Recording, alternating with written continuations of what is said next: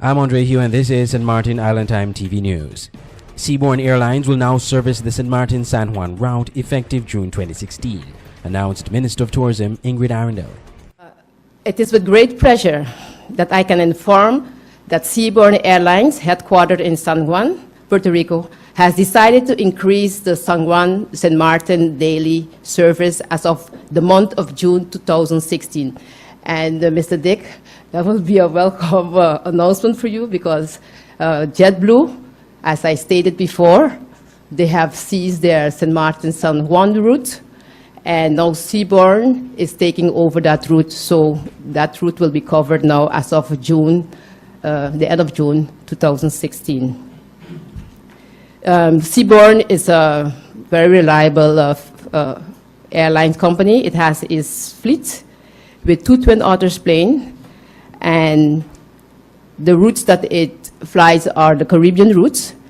And the reason why I said that this airline will be profitable because it is a fuel-efficient aircraft, and it will help Seaborne to become competitive in the eco-friendly routes.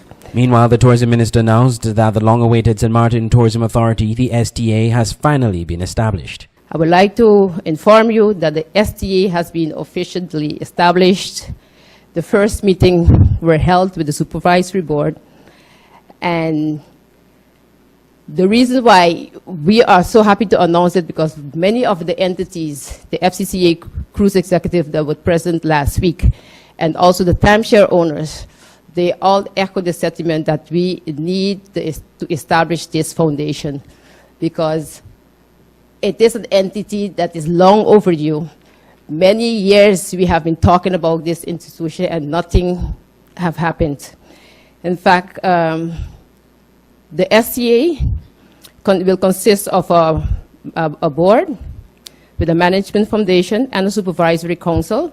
The supervisory council will be entrusted with the supervision, the policy of the management of the board, the central course of the foundation, and this board will consist of 5 members that are appointed from the members of the Harbor Group of Company, 1 member from the Harbor Group, 1 member appointed by the Princess Juliana International Airport, 1 member from the SCTA, 1 member from the St. Martin Timeshare Association, and 1 member appointed by the Minister of TIAT. A female victim was severely beaten and stabbed by a possibly mentally challenged suspect.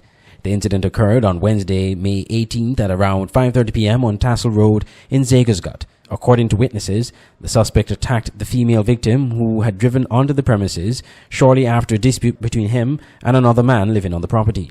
The suspect ordered the victim to step out of her car.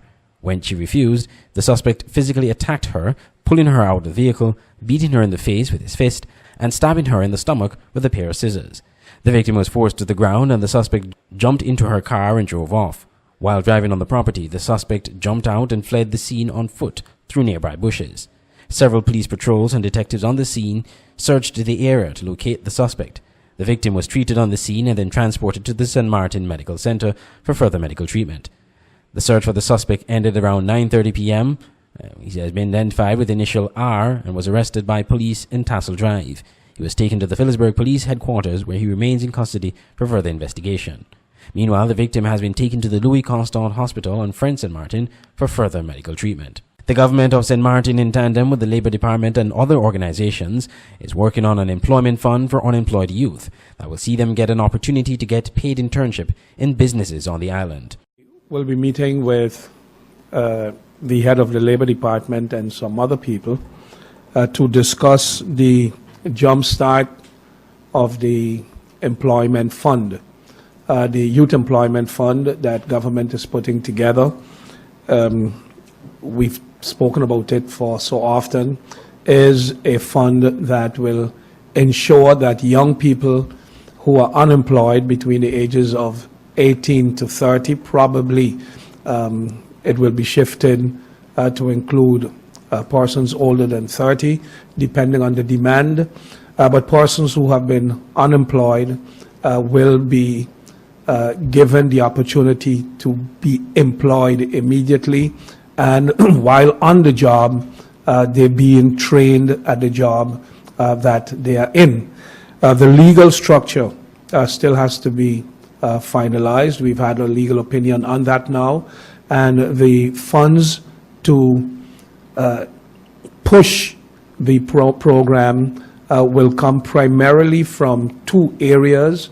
One of them will be a levy of 1 cent extra, like a top-up on every liter of gasoline of 1 cent. So everybody purchasing gasoline will contribute across the board to this.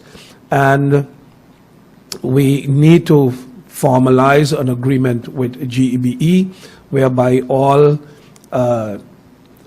citizens, all, everybody, every household is actually connected to our electricity grid, and businesses, of course.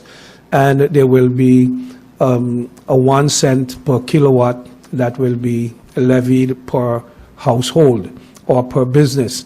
Minister of Public Health Emmy Lee held a follow-up care contract meeting with SVB and Cumiva, which is the Colombian company that manages the needs of patients for medical care in Colombia, in order to discuss several issues and come up with solutions for the way forward. Try and find ways to reduce the amount of referrals that are sent abroad simply for diagnostic purposes.